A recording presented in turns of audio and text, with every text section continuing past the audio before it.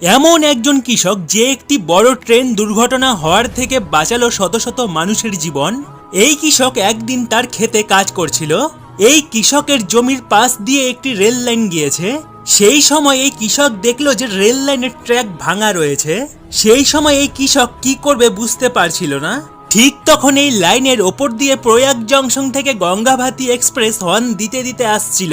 এরপর এই কৃষক যা করলো, কিন্তু তা জানার আগে আমাদের অ্যামেজিং নলেজ বেঙ্গলি চ্যানেলটি সাবস্ক্রাইব করে নিন।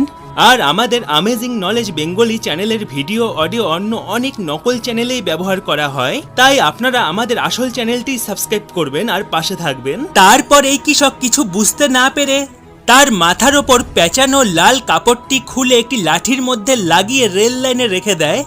এই লাল কাপড় দেখে লোকো পাইলট বুঝতে পারে যে সামনে কোনো বিপদ আছে আর ট্রেনকে দাঁড় করিয়ে দেয়। তো বন্ধুরা, এই কৃষকের জন্য একটি লাইক অবশ্যই দেবেন।